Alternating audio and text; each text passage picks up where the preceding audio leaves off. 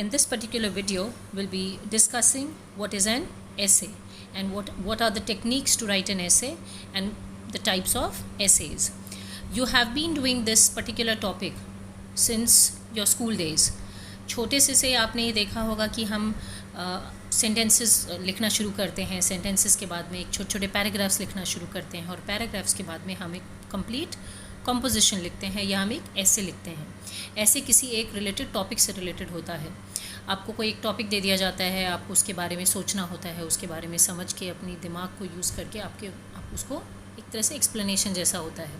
वो आप अपना पर्सनल पॉइंट ऑफ व्यू भी रख सकते हो उसमें, और या फिर आपको जो सिचुएशन दी गई उसके अकॉर्डिंग आप लिखते हो. That is the sort of prompt being given to you और a situation being given to you. You write according to that particular question or the situation. Let's begin with the topic of discussion today, that is essay. The word essay has been derived from the Latin word exagium, which means the presentation of a case. यहाँ पे वो कौन से case की बात हो रही है? इन जनरल अगर हम इसको देखते हैं, इसका ये डिराइव किससे हुआ है? लैटिन वर्ड एग्जैजियम से, जिसका मीनिंग क्या है? Presentation of a case. कि किसी एक पर्टिकुलर चीज़ के बारे में आप केस स्टडी कर रहे हो, उसके बारे में डिस्कशन कर रहे हो, उसके बारे में कंप्लीट थ्रू एंड थ्रू पूरा आप एक्सप्लेनेशन दे रहे हो, and you are justifying your point. Similarly when we talk about essay writing, उसमें भी आपको एक कंसर्न या रिलेटेड एक टॉपिक दिया जाता है, आपको उससे रिलेटेड एक्सप्लेनेशंस देने होते हैं, वो पॉइंट समझाना होता है, उसको जस्टिफाई करना होता है in your own words without making any grammatical errors. An essay is a sort of writing which usually demonstrates author's position, personal view or a research of a certain topic. जैसा मैंने आपको अभी समझाया, तो इसके अंदर किसका आ जाता है? आपकी ऑथर का, that the person who is writing, वो अपने जिस पोजीशन में वो है, जिस तरह से वो बताना चाह रहा है, उसका माइंडसेट कैसा है, वो उसका बेंट ऑफ माइंड क्या है, उसका थॉट प्रोसेस कैसा है, वो उस चीज़ के बारे में लिख सकता है as per the demand of the question और the situation. Personal point of view, then कुछ ऐसे भी हम ऐसे लिखते हैं जिसमें आपको रिसर्च करनी पड़ती है सर्टन टॉपिक्स के ऊपर. वो आपके सोसाइटी से रिलेटेड भी हो सकते हैं और वो आपके किसी एक जनरल अवेयरनेस से रिलेटेड भी हो सकते हैं. It can be any. While being a non-fictional type of writing, sometimes essays include narrative and subjective thoughts. Essay varies from observation of daily life, literature critics, and authors' reflections to political, analytic, and scientific research.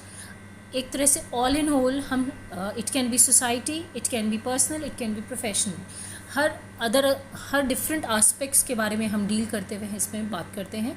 और इसके अंदर आपको एक situation दे दी जाती है या आपसे demand किया जाता है कि आप उस पर्टिकुलर टॉपिक के ऊपर अपना पॉइंट ऑफ व्यू रखें, या वो कोई क्रिटिकल एनालिसिस हो सकता है, या आप उसको एनालाइज करके पॉलिटिकली करेक्ट हो सकते हैं by writing it in your own words. It simply means that a sort of paragraph you are writing divided into 3 various paragraphs or 4 paragraphs. उसका एक systematic pattern है जिसमें आपकी एक proper beginning होती है, आपका basic idea जो content आप लिखते हो body में आता है, and finally you have the conclusion. वो हम later part में करेंगे वीडियो के. अब आगे बढ़ते हैं. An essay is an extended piece of writing that presents and supports a thesis or proposition. When you write an essay, you are making a case for the validity of a particular point of view, analysis, interpretation or set of facts or procedures. अब आपको point शायद समझ में आ गया होगा कि ये किस तरह से आपकी पर्सनल पॉइंट ऑफ व्यू को वेटेज है, इसके अंदर आपकी एनालिसिस का है, आप किस तरह से उस चीज़ पर्टिकुलर सिचुएशन को इंटरप्रेट करके आप उसको अपने वर्ड्स में लिख रहे हैं, या फिर आप सेट ऑफ फैक्ट्स और वेरियस प्रोसीजर्स को फॉलो करते हुए अपना ऐसे राइटिंग कर रहे हैं. ऐसे जनरली 3 पैराग्राफ्स मिनिमम में होता है. मोर देन दैट हो सकता है अगर आपका टॉपिक उस तरह का है जिसके अंदर आपको मोर देन 250 वर्ड्स लिखना है, तो आप मोर देन 3 पैराग्राफ्स भी लिख सकते हैं. But majorly we go with at least minimum 3 paragraphs. An essay is a short formal piece of writing dealing with a single subject. It is typically written to try to persuade the reader using selected research evidence. In general, an academic essay has 3 parts. Always remember one thing, children. When you're writing something, आपका वो write up facts पे based भी होता है, plus आप अपना personal point of view जब रख रहे हो, तो वो ऐसा नहीं होना चाहिए कि you are forcing somebody to follow you और to read your things. You cannot force anybody, it's simply that आपका लिखने का तरीका इतना अच्छा होना चाहिए कि ऑटोमेटिकली लोग परसुएड हों और उसको रीड करें और आपके साथ विद द फ्लो आपको अग्री करते चले जाएं जो आपने एनालिसिस किया है या आपने जो भी अपना पॉइंट रखा है, right. So the justification has to be proper. According to the academic essay, it is divided into 3 parts, that is an introduction, body, conclusion. जैसे कि मैंने कहा 3 पैराग्राफ्स की हम बात कर रहे हैं तो वो इसी तरह से 3 पैराग्राफ्स हम जस्टिफाई करेंगे. सो जो वेरी फर्स्ट पार्ट है उसमें कैसे है, an introduction that gives the reader an idea of what they are about to learn and presents an argument in the form of a thesis statement. चलो there is a typo error, MENT होगा यहाँ पे, ठीक है. So introduction में आप क्या करते हो, आप क्या लिख रहे हो, बेसिक आइडिया, किस पर्पस से आपने वो टॉपिक जो आपको दिया गया है या आपने चूज़ किया है, वो जो आइडिया है वो आपको फ्लोट करना है. उसको फ्लोट करने के लिए आप अपने आर्ग्यूमेंट्स को प्रेजेंट करते हो कि आपने ये पर्टिकुलर टॉपिक चूज़ किया है, इसको आप किस तरह से एक बेसिक आउटलाइन जैसा आप किस में बताते हो, इंट्रोडक्शन में बताते हो. उसकी बॉडी में क्या लिखते हो in the second paragraph, a body or middle section that provides evidence used to prove and persuade the reader to accept the writer's particular point of view. इसके अंदर हम क्या चीज़ मेंशन करते हैं कि जो body is the middle section, that is the central part of the essay. आपने initially आपने इंट्रोड्यूस किया, उस टॉपिक के बारे में एक जनरल आइडिया दिया, उसकी आउटलाइन दी, फिर आप बॉडी के अंदर क्या लिखते हो, you are providing the evidence to whatever you have written in the introduction. उसको आप एक्सटेंडेड वर्जन होता है आपका बॉडी के अंदर, you are explaining each and every point in your middle section, okay. And you are in a way persuading and allowing people और the readers to accept what you have written. And the final paragraph, that is the conclusion, a conclusion that summarizes the content and findings of the essay. Finally, in the conclusion, you are providing with the suggestions, you are providing with your idea, and you are justifying as whatever you have justified in the middle section and the way you have introduced, आप उसको sum up करते हो अपने conclusion में, ठीक है. So let's move ahead, children.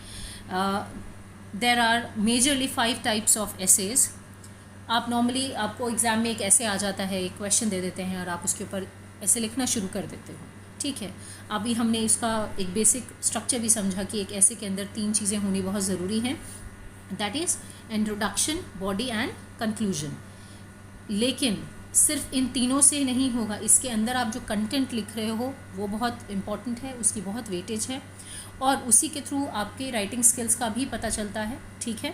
आपकी vocabulary का आइडिया लगता है, आपके थॉट प्रोसेस का आइडिया लगता है, आपका जो positive and negative thought process है उसके बारे में पता चलता है. एंड इन सब चीज़ों को जब हम कंसिडर करते हैं तो हमें ये समझना बहुत ज़रूरी है कि आप किस तरीके का ऐसे लिख रहे हो. So here we have 5 major types of essays. The very first one we have the narrative essays. In this it is sort of telling a story. आप एक कहानी जैसा किसी को बता रहे हो तो नरेशन, नरेट कर रहे होते हो. जैसे let's read this. In a narrative essay, the writer tells a story about a real life experience. While telling a story may sound easy to do, the narrative essay challenges students to think and write about themselves. जैसे कि आपने अपनी छुट्टियों के बारे में किसी को बताना है या आपका पर्सनल एक्सपीरियंस किसी को बताना है, तो अगर आपको वो एक होता है आप वर्बली किसी को स्टोरी के जैसे सुना रहे हो, एक होता है you have to narrate it. आपको उसमें उसके positives, negatives, pros and cons को ध्यान रखना है. आपको प्रॉपर एक एनालिटिकल स्टडी करके उसको पुट करना है. आपके साथ जो भी रहा उस मोमेंट में, आपने जो भी एक्सपीरियंस किया उसको आपको वर्बली नहीं पुट करना है, नॉन वर्बली थ्रू वर्ड्स आपको एक्सप्रेस करना है. एंड उसके अंदर आपको ग्रामेटिकल एरर्स का भी ध्यान रखना है कि आप वो नहीं कर रहे हैं, ठीक है. एंड बहुत ज़्यादा मोनोटोनस नहीं होना चाहिए. And one more thing, as this is we are talking about the narrative essay, इसके अंदर हम क्या करते हैं, engage the reader, we are trying to engage the readers. And इसमें फर्स्ट पर्सन नरेशन होता है, that is I, you are writing your own experience, that is what we call the narrative essays. And always there is a conclusion, yes, because it is the third part of the of writing an essay. तो उसके अंदर आप जब conclusion कर रहे हो तो आप एक पर्सनल स्टेटमेंट से उसको कंक्लूड कर सकते हो. लास्ट लाइन जो आप लिखोगे कंक्लूजन की, उसको आप एक पर्सनल स्टेटमेंट का टच दे सकते हो, ठीक है. Let's move to the next one, descriptive essay. इसके अंदर क्या है, ये बिल्कुल ऐसा होता है जैसे आप एक पिक्चर पेंट कर रहे हो, पिक्चर कैसी होती है, बहुत कलरफुल होती है, राइट? उसमें you have various, all the colours of rainbow are there and full of life, right? So यहाँ पे descriptive, that is describing everything one by one, that's how we are talking about. उसमें क्या कर रहे थे आप, story की तरह नरेट कर रहे थे, एंड उसमें आपका पर्सनल टच होता है and your first person narration होता है. इसके अंदर आप डिस्क्राइब कर रहे हो, डिस्क्रिप्टिव होगा, ठीक है? कैसे? It is similar to sort of a cousin of narrative essay itself. A descriptive essay paints a picture with words. इसमें हम कलर्स यूज़ नहीं कर रहे हैं कि हम रेड या ब्लैक या ब्लू, नहीं. इट्स सिमिलर दैट कि हम इसमें वेरियस टोन एंड टच ले रहे हैं by with the usage of words, with the help of words. A writer might describe a person, place, object or even memory of special significance. However, this type of essay is not description for description's sake. कहने के लिए इसका नाम हमने दिया है descriptive, but इसका मतलब ये नहीं है कि आप बस लिखते चले जा रहे हो, बहुत ही लॉन्गेटेड आपका ऐसे हो गया है and you just writing it for the sake. No, when you are describing something you need to have that substance and you need to justify your point wisely. वो कैसे होगा? Let's read it. The descriptive essay strives to communicate a deeper meaning through the description. In a descriptive essay, the writer should show, not tell, through the use of colorful words and sensory details. The best descriptive essay appeals to the reader's emotions with a result that is highly evocative. आपने कई बार ऐसा देखा होगा, जब हम movies देखते हैं तो हमारे सामने एक पिक्टोरियल रिप्रेजेंटेशन होती है कि उसके अंदर आप कलर्स ऑफ लाइफ देखते हो. जैसे when you see the hero or heroine crying, or the mother crying, or if the mother is in pain, or if the mother is happy, or the characters in the movie are happy, and when there's any sort of celebration is going on, you feel as if you are also happy. That is, it is painted it, and वो आपके सामने picture की तरह होता है. Similarly, when you are putting it in the essay, just remember आप उसके अंदर verbally नहीं put कर रहे हो, because you're not speaking, you're writing. तो आपके वर्ड्स में इतना वेटेज होना चाहिए कि when you are writing it लोग आपसे इमोशनली कनेक्ट हो सकें.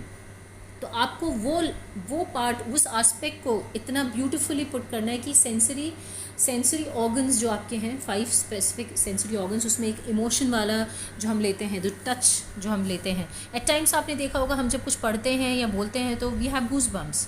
वो क्या है? That is a feeling of touch. तो वो इमोशंस के थ्रू आती है. So you need to bring in that sort of description. You need to bring in the evoke the emotions of the readers by your description in the essay. Then you have the third one, expository essays. It's just the facts, whatever you have seen, that is what has been exposed in front of you, you're writing it. आप इसमें factual होता है, कुछ भी आप अपनी मर्ज़ी से नहीं लिख रहे होते हो, आप अपनी मर्ज़ी से कुछ ड्राफ्ट नहीं कर रहे होते. You writing whatever you have seen, whatever has been exposed in front of you. Let's read this. The expository essay is an informative piece of writing that presents a balanced analysis of a topic. In an expository essay, the writer explains or defines a topic using facts, statistics and examples. ये बिल्कुल true to their knowledge होता है, जो actually में exist कर रहा है और फैक्चुअल होता है, और वो पूरी कंप्लीट एनालिसिस करने के बाद में, सर्वे करने के बाद में और कंप्लीट रिसर्च के बाद में आप इस तरीके के एसेज लिखते हैं. Expository writing encompasses a wide range of essay variations, such as the composition and contrast essays, the cause and effect essay, and the how-to or process essay. Because expository essays are based on facts and not personal feelings. ऐसा नहीं है कि कहीं कोई accident हो तो आपने अपने बारे में कुछ अपना दुख उसमें दिखा रहे हो, नहीं, you don't have to write that. बहुत ही स्पेसिफिक होता है, टू द पॉइंट होता है, बहुत प्रिसाइज होता है, और आप एग्जैक्टली वो लिख रहे होते हैं जो आपने वहाँ पे या तो देखा होता है, या किसी वहाँ के जो वहाँ लोग खड़े होते हैं उन्होंने अगर वो एक्सीडेंट देखा है सपोजिंगली, तो आप उनसे जाके पूछ रहे होते हैं. You are taking the clues from those people, you are taking all the information from the people those who have seen that accident happened, right, at that very moment. Okay, so here you're not writing your own personal feelings, you're not putting your own personal ideas, you're simply taking whatever is being exposed or shown in front of you, or you have seen through your naked eyes. Okay children, and again it's not written in first person. Writers don't reveal their emotions or write in the first person, क्योंकि मैंने कहा first person हो गया I वाला हमारा कौन सा था, नरेटिव ऐसे था. जब हम एक्सपोजिटरी एसेज की बात कर रहे हैं तो इन जनरल होता है ये, तो आप यहाँ पे आई नहीं लिख सकते. You are taking into consideration the situation being provided to you. या फिर आप जैसे हम जर्नलिज्म में भी देखते हैं, when you writing it for the newspaper, तो आप एक करस्पॉन्डेंट होते हैं. तो करस्पॉन्डेंट क्या करता है, ये थोड़ी बोलता है कि आज मुझे ख़राब लग रहा है कि यहाँ पे बहुत तेज़ आंधी या तूफ़ान या साइक्लोन आए. You don't write that. आपके ख़राब लगने से फ़र्क नहीं पड़ रहा है, क्योंकि वो एक पीस ऑफ इन्फॉर्मेशन है जो आपको जनरल पब्लिक को प्रोवाइड करनी है. तो आप उसको बहुत ही क्रिस्प एंड बहुत ही टू द पॉइंट रखते हुए ब्रेविटी मेंटेन करेंगे. वो clarity of your thought process should be visible, और वो कम्प्लीटली फैक्ट्स एंड फिगर्स से होगा. एंड उसमें सारे फैक्ट्स एंड फिगर्स विजिबल होने चाहिए through your writing. Okay, let's move to the fourth one. Persuasive essays, that is, you need to convince. When you're writing, the person should be convinced through your words. How do you do that? While like an expository essay in its presentation of facts, the goal of the persuasive essay is to convince the reader to accept the writer's point of view or recommendation. Expository essay में क्या था, आपने वो देखा, जो देखा वो लिखा, एक्स्ट्रा कुछ भी अपना पर्सनल पॉइंट ऑफ व्यू नहीं रखा. Whereas when we talk about persuasive essay, you have to convince the person. And who is the person? The reader is the person. तो जो रेसिपिएंट है, जो रिसीव कर रहा है आपका पूरा जो आपने लिखा है, आपका थॉट प्रोसेस जो रिसीव कर रहा है, you have to convince, you have to persuade those readers that whatever you have written और whatever you are saying is best to your knowledge and is perfectly all right if they accept it. तो आपको उस level तक manageable writing करनी है, and you have to manage your thought process in the same way, right. The writer must build a case using facts and reader to accept the writer must build a case using facts and logic as well as examples, expert opinion and sound reasoning. The writer should present all sides of the argument but must be able to communicate clearly and without equation why a certain position is correct. हम जैसे कई बार देखते हैं, आप for the motion and against the motion बोलते हो debate में, तो आप अपनी मर्ज़ी से नहीं बोल रहे होते हो, आप कुछ फैक्ट्स एंड फिगर्स के बेसिस पे आप अपने पॉइंट जस्टिफाई कर रहे होते हो. सिमिलरली जब हम पर्सुएसिव ऐसे इसकी बात करते हैं, तो आप दोनों साइड के जो पार्टीज़ हैं, सपोजिंगली आप दो लोगों के बारे में बात कर रहे हो, या किसी एक सिचुएशन है जिसमें उसके प्रोज एंड कॉन्स और पॉजिटिव एंड नेगेटिव्स की बात कर रहे हो, तो आप दोनों को आप जस्टिफाई करते हुए अपना आर्ग्यूमेंट रखेंगे, एंड आप उसको इतना ईजिली कम्युनिकेट करेंगे थ्रू योर एसे कि the person who is reading it will agree to your point of view, right? So I hope you are able to understand how you are persuading the reader to accept whatever you have written. Fifth one, reflective and philosophical, that is whatever you have experienced. At times आप philosophical होके किसी point को रखते हो, तो वो art and literature से जुड़ा होता है. Let's read it. A reflective or philosophical essay is an essay in which the writer examines his or her experiences in life. Reflective क्या है children? Reflection. When you stand in front of a mirror, you might have noticed कि आपको अपने आप की ही image दिख रही होती है, exactly the true copy what you are. वही चीज़ अगर हम इसमें ऐसे में देखते हैं, तो reflection, that is whatever you are or whatever you have faced, that is whatever you have experienced, you are writing it. The writer then writes about those experiences, exploring how he or she has changed, developed or grown from those experiences. आप सबने movie Sanju देखी होगी. संजू जब movie बनी है तो वो एक पर्सन पे बनी, that is Sanjay Dutt. He is still alive, right. तो उनके पास्ट में जो भी रहा उसके ऊपर पूरी वो मूवी बनी थी. उसमें कुछ फैक्ट था, कुछ फिलॉसफी थी, कुछ आर्ट थी और कुछ मैनिपुलेशंस थे, but that was the reflection of somebody's life, right. So यहाँ पे क्या है, उसकी पर्सनल लाइफ से कुछ एक्सपीरियंसेस लेके एक मूवी लिखी गई. उसी तरह से अगर वो तो एक मूवी है चिल्ड्रन, सिर्फ एग्जांपल के लिए मैं आपको समझा रही हूँ. अगर हम यहाँ पे रिफ्लेक्टिव या फिलोसफिकल ऐसे की बात कर रहे हैं, तो यहाँ पे हम क्या कर रहे हैं, एक प्रोसेस जैसा दिखा रहे हैं. That is whatever the person is experienced, you writing about it. It can be your personal also, right. So whatever is been whatever has been experienced by you in person or somebody else has experienced it, you are putting it in the essay. That's how you're writing the philosophical or reflective essays. Some major elements go into a typical reflective essay, that is introduction, body and conclusion. Again, इसमें basic एक कोई भी आप ऐसे लिखेंगे तो उसके अंदर तीन चीज़ें ज़रूर रहेंगी. That is the three parts which we are talking about. That is you have the introduction, then you have the body and then you have finally the conclusion. That is always there. Children, you need to keep few points into points should be taken into consideration. I'll be reading them for you. Below is a simple internet essay connected to social interaction. एक sample मैंने आपके लिए बनाया है, topic लिया है, उससे related कुछ पॉइंट्स मैंने बनाए हैं और किस तरह से आपको एक ऐसे लिखना चाहिए, वो पूरा एक ऐसे मैंने आपके लिए लिखा है. So I hope you'll be able to understand how you have to write an essay. So the very first thing is write about the following topic. That is, the question is being given, social interaction and the internet. This is the topic. You should spend good amount of time on this task. This simply means कि आपको एक topic मिला तो all of a sudden you just can't just start writing.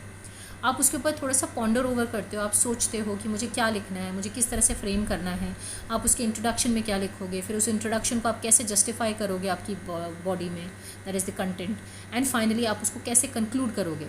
So there you will streamline each and everything. So you need to spend some time thinking over it.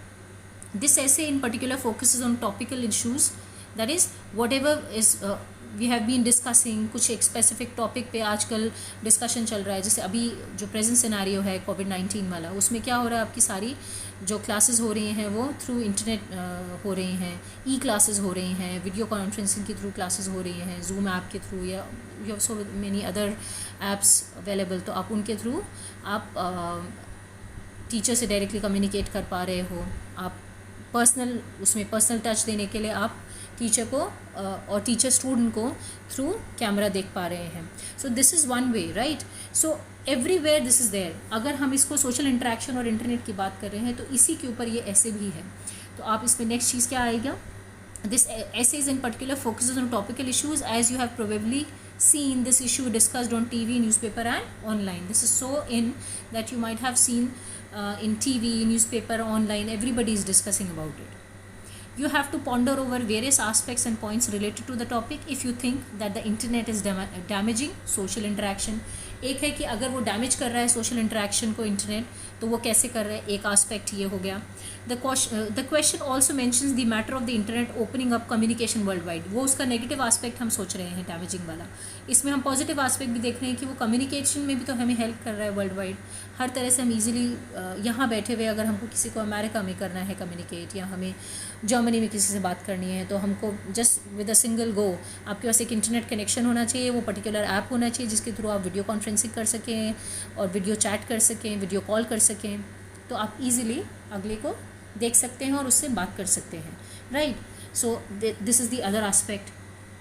Next point है, always look at the question carefully and underline the key points made in the prompt to ensure you do not miss anything. यहाँ पे prompt का मतलब है, eight times ऐसा होता है कि एग्ज़ाम में आपको या कॉम्पिटिटिव एग्ज़ाम्स के लिए जब आप बैठते हैं तो आपको टॉपिक दिया जाता है और उसके साथ में एक छोटा सा बेसिक आउटलाइन दिया जाता है, जो प्रॉम्प्ट बोलते हैं जिसको हम, उसके थ्रू आपको ये समझ में आ जाता है कि आपकी ऐसे की डिमांड क्या है. तो आप उन पॉइंट्स को ध्यान में रखने के लिए ज़रूरी है कि उसमें से जो इम्पॉर्टेंट की पॉइंट्स हैं आप उनको अंडरलाइन कर लें, या स्पेसिफिक वर्ड्स हैं उन्हें अंडरलाइन कर लें, सो दैट आप उसका यूसेज अपने ऐसे में ज़रूर करें. लेट्स रीड दिस आउटलाइन और prompt. According to a recent study, the more time people use the internet, the less time they spend with real human beings. Some people say that instead of seeing the internet as a way of opening up new communication possibilities worldwide, we should be concerned about the effect that this is having on social interaction. So ये वाला क्या मिला है, आपको एक prompt दिया गया है और इसका टॉपिक क्या है, that is social interaction and the internet. This is the topic of the essay and this is the prompt being provided to you. इसके बेसिस पे आपको अपना पूरा राइटअप लिखना है, that is the essay लिखना है. नेक्स्ट पॉइंट है, how far do you agree with this opinion. आपको अब इसमें बताना है, जब आप इतना पॉन्डर ओवर कर चुके हो, आपने उसकी नेगेटिव्स एंड पॉजिटिव्स भी सोच लिए, तो आप इस ओपिनियन के कौन से फेवर में हैं, आप इसके फेवर में हैं कि अगेंस्ट में हैं, वो आपको अब देखना है, क्योंकि उसी के बेसिस पे आप अपना ऐसे भी लिखेंगे. Of course you should always do a quick plan for your social interaction and the internet essay, as with any essay before you start to write. एक प्रॉपर स्ट्रैटेजिकली एक प्लान बना के आपको अपने पॉइंट्स को स्ट्रीमलाइन करना है और उसको बाद में पुट करते चले जाना है ऐसे में, जिस तरह से आप और ऐसे के लिए भी करते हैं. Give reasons for your answer and include any relevant examples from your own experience और knowledge. Whatever you have read, whatever you have seen, whatever you have experienced, you can write in this essay. Write at least 250 words or go with the mentioned word limit. वो depend करता है आपको question में कितना वो word limit ज़रूर mention होता है.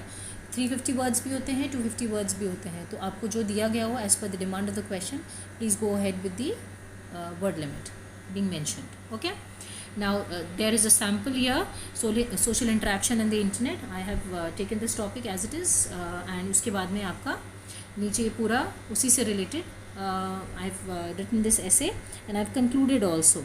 ठीक है children, मैं एक बार ये लास्ट वाला आपके लिए ज़रूर रीड करूँगी conclusion. To conclude, I believe that the internet has undoubtedly been beneficial, but there are good reasons to be concerned about social interaction in our societies. It is therefore important that we maintain a balance between our online life and our contact with real human beings. आप ये देखिए, इन्होंने अपना personal touch देते हुए अपना point justify किया है.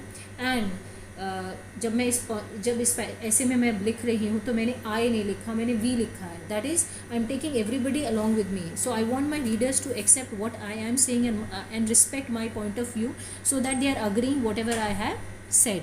सो it's not just my point of view. I simply want to say कि मैं जैसा मान रही हूँ वैसे आप भी मेरे साथ हैं.